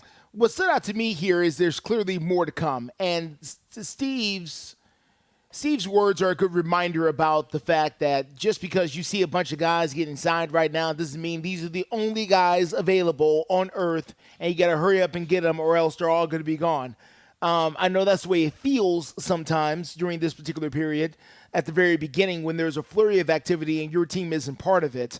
But in all reality, you really can't judge this as far as who went where, until really after the draft is over, and then even then, there's about a 2 to 3 week period after the draft where more players could be trickling in. That's when some of your veterans trickle in and start to sign, especially in the middle of training camp, things like that. Some of the real veterans who don't feel like they want to go through a training camp again, they're like, yeah, I'm good. I'll just wait till after, the 4th of July and sign with somebody, and, I'll kind of come at my own pace here. So, I think that, there's got to be a lot of movement here. There's got to be more players. This is the NFL. Guys want to play. The Titans don't have a lot of room for play right now. They don't have a lot of money. So they're automatically out of certain deals because they are paying their quarterback and their running back more than probably anybody else in the entire NFL. The duo between Henry and Tannehill are probably counting more than any other duo in the NFL. And we have that much money tied up in those two players, it doesn't leave you a lot of room to do a lot of other things. So, the Titans are just going to be where they are. And, people are going to make the judgment. And here's the other part about it as well. Earlier this morning, I was asked by one of the anchors there at Fox, what do you expect to see from the Titans here? And I couldn't give them an honest answer. And the reason I couldn't give them an honest answer is because this is a first-time general manager. There is no track record at all for Rand Carthen as a GM. So we don't know what his thoughts are. We don't know what his philosophy is. We don't know anything really. We are finding out about him in real time, about what he thinks, where he thinks the priorities are, what kind of guys he looks for. I can tell you this, so far, the guys he's signed, and, of course, it kind of fits in to everybody this time of year, but all the guys they've signed so far have one thing in common, and that is they've been in the league 4 to 5 years, and, they are backups wherever they are, and they're looking for a chance to become starters. And so here they are. Yeah, Andre Dillard just doesn't – look, when you get drafted in the first round, you get a really, really long leash. They want you to be successful. They want you to be good. They need to justify their pick. And this guy's had every opportunity in the world, and he hasn't really been able to seize the moment. So I don't know what's going to change. It's not like this is year 2 for him. Well, You know what's interesting about him? I watched. I pulled out the draft tape of him, like what they were telling, what they were saying about him. Was Mike Leach the coach? Was he at Washington State? Yes, and that's what I was just getting ready to say. Mike Leach was the coach. He was an air raid guy at Washington State, and the thing that the analysts were saying about him is he excels very well right now. In the past, not good run blocker. Not so much. So, and what did the Eagles do extremely well this past year? So, is there room for that? No, it didn't. He didn't quite fit. What did the Titans do? The Titans run. However, that may be, I don't know how it's changing, but maybe something could be changing about that here in the next, little bit.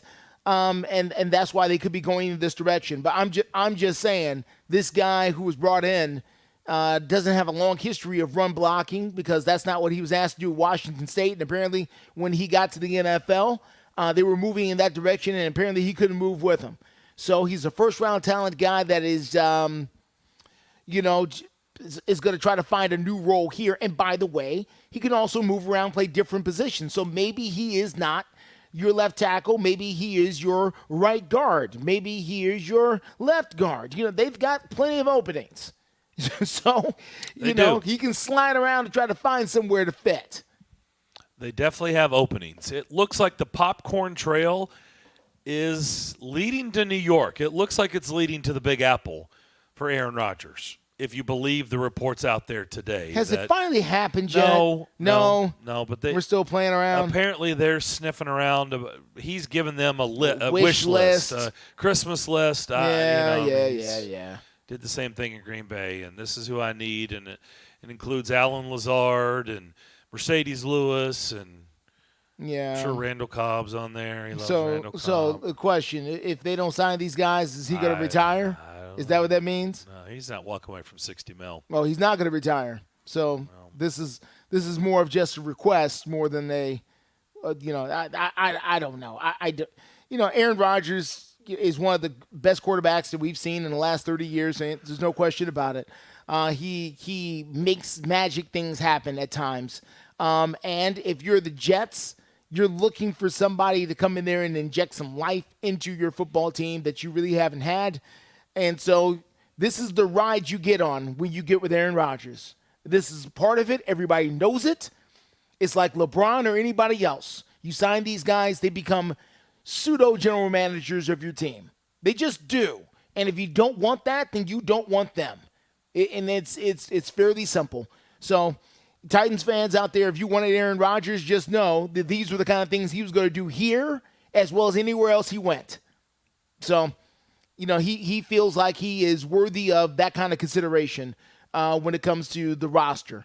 So, and if the Jets want to go along with it, listen, is there a billion? Well, there's a franchise to go along with it. It's the Jets. Yeah, that's fine. And we know that. And the Jets can, go ahead and do what they need to do. And if it blows up, it blows up. And if not, they'll sweep everybody out and start over again like they've done time and time again. Well, the problem is, and the reason I'm bringing it up is because if this indeed happens, which it looks like it's going to happen, he's not going to Las Vegas. No. Because the Raiders have brought in Jimmy Garoppolo. They have. And it looks like they're moving forward with Jimmy Garoppolo, at least for the time being. But it makes another team in the AFC typically we really wouldn't consider as a threat. Because I know it's the Jets, but, if Aaron Rodgers is still Aaron Rodgers, at least for a season, they're going to be in the thick of things. The Jets beat the Titans without Aaron Rodgers a couple of years ago. Zach Wilson. So they don't need Aaron Rodgers to, put the fear into the Titans. I don't know who needs Aaron Rodgers for that. We can do that just fine without Aaron Rodgers. So now listen, the Titans here in town have got to figure out who they want to be and who they're going to be. And that is really it. That's what this free agency period is about.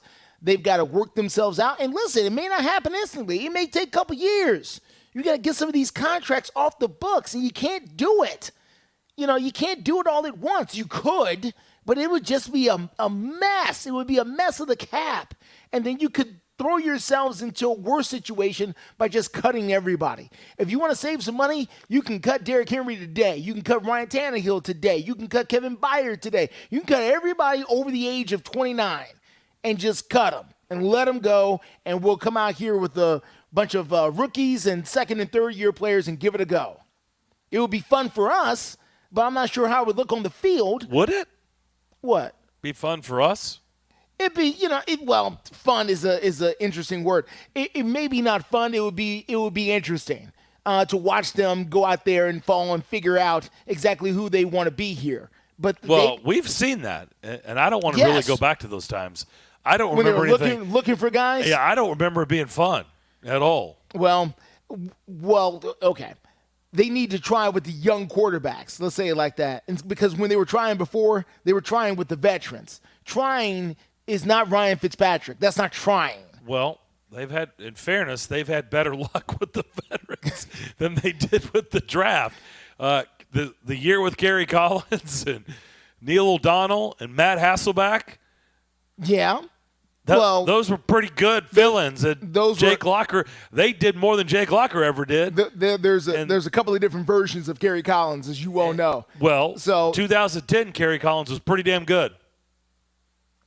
They were 13-3. That's 2008. Was that 8? Yeah. Okay, 8. Yeah, the problem was 2009.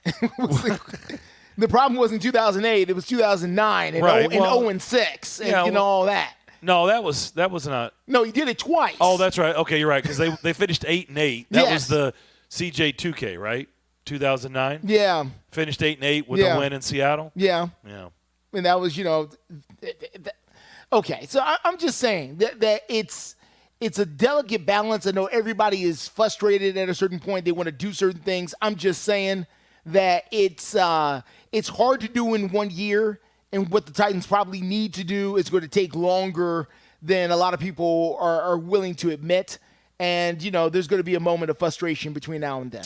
I think there's and we can talk about this on the other side. I think there's an interesting dilemma that certain franchises, including the Titans, will have with their head coaches. And we'll discuss that and more. By the way, our numbers are 615-844-5600. We're live at our First Horizon Park. More of the McFarland Show on this Tuesday next. The 6th Annual Mid-State Classic is happening on March 15th at the Ridley Sports Complex in Columbia, Tennessee. And this year it's a doubleheader. For nearly a decade, the City of Columbia Parks and Rec Department has showcased the most highly attended women's college softball matchups in the state. The 6th Annual Mid-State Classic kicks off their doubleheader at 1 p.m. with the Bucks from Motlow State taking on the Chargers of Columbia State. Then at 5:30, the Austin Peay Lady Govs battle the Lady Vols of the University of Tennessee. Tickets to the 6th Annual Mid-State Classics are only $10 and are on sale now. Motlow State versus Columbia State. Austin Peay versus Tennessee. Wednesday, March 15th, starting at 1:30 at the Ridley Sports Complex in Columbia, Tennessee. For tickets and information to the 6th Annual Mid-State Classic, log on to columbiatn.com/Mid-State Classic or call 931-388-8119. That's 931-388-8119. The 6th Annual Mid-State Classic. Welcome to Smashville. Join us at Bridgestone Arena coming up Thursday, March 16th for St. Patrick's Day as your Nashville Predators take on the Chicago Blackhawks. Make sure you purchase the special St. Patty's Day pack. It's presented by Corner Pub and it's available now at NashvillePredators.com/tickets. That's NashvillePredators.com/tickets. The pack includes 2 tickets to the game, $20 in Nash cash, and $1 lucky 1 Scotch ales at Downtown Corner Pub, starting at just $129. Let's go Preds! Prescription products require an online consultation with a healthcare provider who will determine if a prescription is appropriate. Restrictions apply. See website for full details and important safety information. Subscription required. Hey guys, did you know there's a generic form of Viagra that works just the same but is 90% cheaper? And you can get it online? Just go to 4hims.com/joy. At Hims, you'll get a free medical consultation, discreet shipping if prescribed, a 100% online process, and trusted generic alternatives to the biggest brands at 90% off. That's right, get generic for Viagra, the same active ingredient as brand name Viagra, but 90% cheaper. It's the same medication you get from your doctor, but with zero copay, no expensive appointments, and no awkward face-to-face conversations. To start your free online visit, you need to go to this exclusive address, 4hims.com/joy. That's 4hims.com/joy for your free online visit. FORHIMS.com/JOY. There's a weekend in July where the baseball world revolves around a village in upstate New York. Baseball Hall of Fame induction weekend in Cooperstown is an unforgettable experience filled with family-friendly activities and priceless moments. Make your plans today for July 21st through the 24th for the induction of Fred McGriff and Scott Rowland as the class of 2023. Visit baseballhall.org today for the entire schedule. See you in Cooperstown, where the journey becomes legend. It's a Bill King Show. In Little League football, they play it off. You can't do it in college football, Bill. You got to come up with a bunch of computers and some BCS cockamamie scheme. My answer was yes. It's unique. Absolutely love it. I go into my garage every day and make sure there are no dust particles on those BCS computers. I do that. Weekday mornings beginning at 6 on Sports Radio 560 on 95.9 FM. Welcome back to the Strike and Spare Studios. You're listening to The McFarland Show with Darren McFarland and Fox 17's Justin McFarland. Belmont still taking batting practice here at First Horizon Park. Darren and Justin here with you. Adam Johnson is alongside our engineer. Cousin Devlin is back at the Strike and Spare Family Fun Center studio. Afternoon stretch in the on-deck circle. See what I did there? I see what you did. Titans have made a move today, and it's a faux signing. Tomorrow it'll be for real, but they have signed former 49er linebacker Azeez Al-Shir. I don't know how you say his last name, but we were joking during one of the breaks. Zach was in here as well. Like, maybe this is the new Delaney Walker. I don't know. Delaney Walker, it's not like we were like, oh, my gosh. Mm-hmm. Now, we knew of Delaney Walker. We knew he was backing up Vernon Davis at the time and really wasn't getting much of an opportunity. He was not. But it wasn't like it was like, oh, my gosh, let's get a parade. They have just landed the free agent. But I don't know. We'll see. I mean, look, and this is one in Rand you have to trust, right? Yeah. You have to. Yeah. Because he's going to have the knowledge. He's seen him since the very start. And my guess is that he has knowledge on Dillard too, right? I'm sure that perhaps, yeah. For whatever reason, wherever the 49ers were at that time, or, whatever the Eagles were, they were talking. He's been in discussions about Dillard in the past, I'm sure. Yeah. So there's got to be probably some first-hand knowledge from him. So you're just going to have to trust that he knows more than we do on this guy. We'll see. I mean, David Long was really, really effective. David Long just was always hurt. Yep. And that's the part that stinks. But he just wasn't available a lot. But when he was, man, he was so worthy of that 6th-round pick. We'll see how it looks like this guy is going to be his replacement is moving forward. Now, what I was going to ask you is, the Rams are shedding. The Rams are clearing the deck. Yes. They would love to move on from Stafford. They would love to. I don't know. At this point, I think they would trade anybody that they could if somebody would take them for the right price or what have you. But in some cases, some of them just take them off their hands, right? Yeah. And get out of that contract. So the Rams are not going to be good, and they've got their boy wonder, Sean McVay. The Titans have a really, really good coach. He is valued in this league. He is viewed as one of the better coaches in the National Football League. He is. And if they're going to be – this is going to take a while, you do wonder, how do franchises like that, and in this case, the one in our backyard, how do you keep that coach here if you're not going to be very good for a while? Well, you've got to, first of all, make the determination that this is your guy and he's going to be here. That's where it starts. You start up front, just like, listen, I understand a lot of people aren't happy. I got you. But this is our guy, and he's going to be here, and we're going through a rebuild, and we're going to rebuild with him. Okay, everybody cool? That's the way you got to start. Does he want to do that? Well, he doesn't. As we've seen, he's not exactly a guy that's warm and fuzzy around a whole lot of losing. No, he doesn't like to lose a lot. That is for sure. Which is a good trait to have, but he doesn't exactly handle it very well. Well, and that's fine. I don't expect him to, be excited and telling jokes whenever the team is 3-9. Yeah. Well, that's the decision he's got to make then. You can't make him be here, for something that he doesn't want to be a part of. If he doesn't want to be a part of a rebuild, and if they want to keep patching this, they can certainly do that. Listen, the Titans don't have to start over again. The Titans can do what you've been saying then that they have done in the past at times. They can go sign a veteran QB somewhere like the Raiders have done. The Titans could have, they have that guy.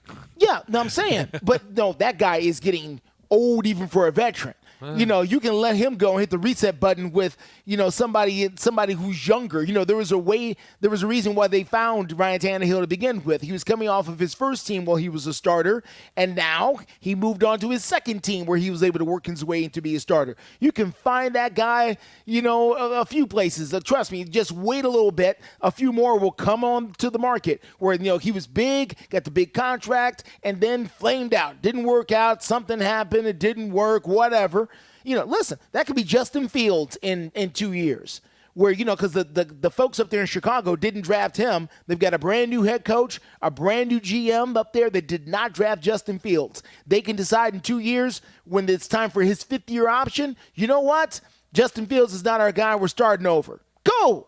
Now he opens up. Now you have a 27, 28-year-old guy who has 5 or 6 years of experience, starter in the National Football League, and he can come over and be your brand new quarterback if that's what you want. And then you don't have to take the top draft pick. You can sign your veteran and keep going. And listen, that's what the Titans may very well do. Here's the other option the Titans could do if you don't want to really start over all the way. Is instead of taking the top draft pick, instead you take a late round guy.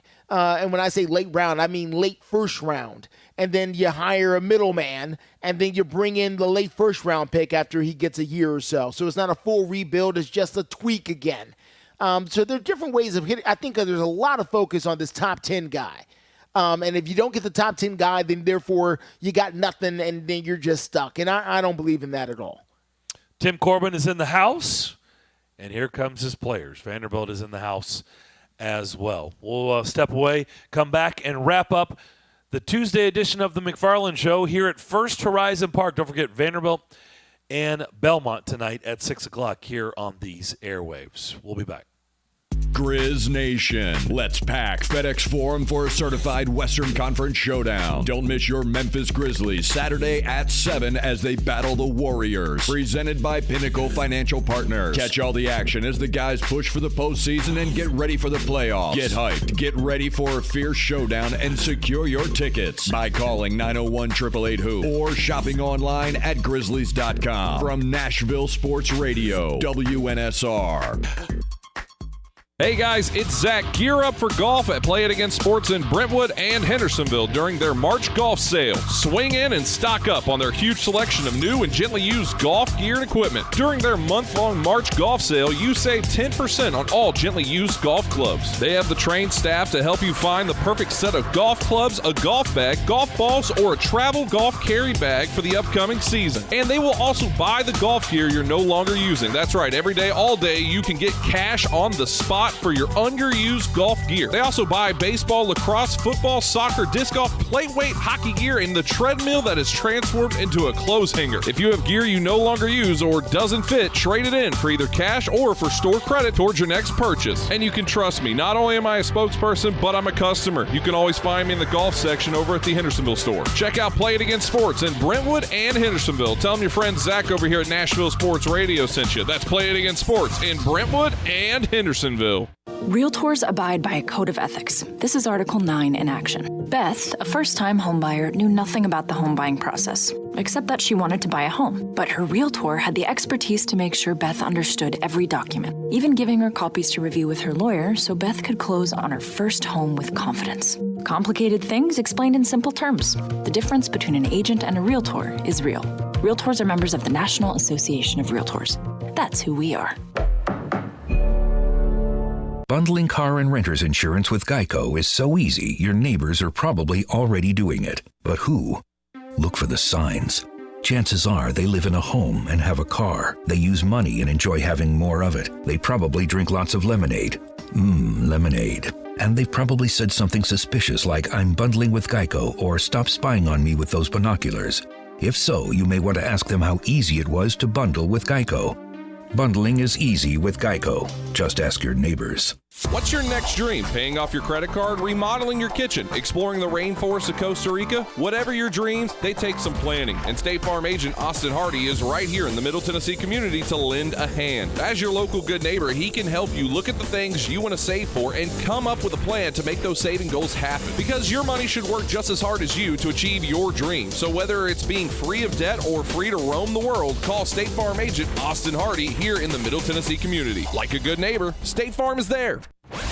This is the Greg Pogue and John Burton Show. The question was, what did I think of Rand Carter? You know what? I thought, Patton, I want to get your input on this too, went exactly the way I thought it would. I knew he was going to win the press conference. Got a really great personality, a great story. He's a guy you want to get behind and root for, and I thought he owned it. I thought he did a great job. Greg Pogue and News Channel 5's John Burton, WNSR, Nashville Sports Radio.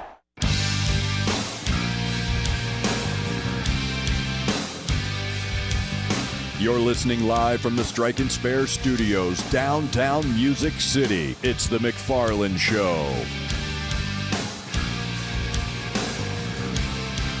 Rolling along here at First Horizon Park. You know, we said at the beginning of the show, the last time I was here, they were not building what they're building in center field / left field. Yeah. Okay, and it's a big structure that's going up there. There used to be condos back there, and I knew somebody that lived in them, but it looks like those condos are gone because this structure is quite large, and you were doing some digging. I mean, not over there. You were not helping them. No. But you were digging on the internet, and you actually found out what's going up here because there is a large crane that's helping build one of the walls for this gigantic structure, and you have uncovered what? This is going to be Ballpark Village. Is what they're going to do. It's These are going to be name. Apartments there. Apartments? Yes, apartments over there. Let's get the specs here real quick if we can get down to that part of this. So, yes, here we are. 359 apartments to be exact. That's going to be over there. 7 stories tall. It's also going to have space for 420 parking spaces. And don't forget, 16,000 square feet of retail and restaurant space along with it. So there you go. The pictures, the renderings, yes, look very, very nice. Yes, yes. By the way, the development also includes a variety of outdoor experiences. Level 7 includes a collection of lofts, which features private rooftop decks into the ballpark. Sounds like my kind of level. There you go. So if you're wondering what that's all about, there you go. You think Steve Lehman is looking into Ballpark Village? I don't think Steve Lehman is looking into Ballpark Village. No? Really? No. I think Steve is relatively happy where he is now over in the that area of town where he is. Okay. You know, I don't put all Steve's business out in the street, but, you know. Over there in that area, very nice, where he also has views of downtown. I thought we trimmed the fat quite well today. Yes. I thought this was a really hearty show. Yes. Yes. Very fulfilling. Yes. I hope you're full as well. We'll have lots to discuss tomorrow. Vanderbilt and Yale tonight at Memorial Gym. They tip at 8 o'clock. Preds host the Red Wings at Bridgestone Arena. Yep. Belmont and Vanderbilt here on these airwaves at 6 o'clock here at First Horizon Park. And tomorrow, real signings, not faux signings. Yes. In the NFL. That'll do it for our show. Have a great rest of your Tuesday. We look forward to talking to you tomorrow at 2 o'clock. Stay tuned. Afternoon Stretch is next.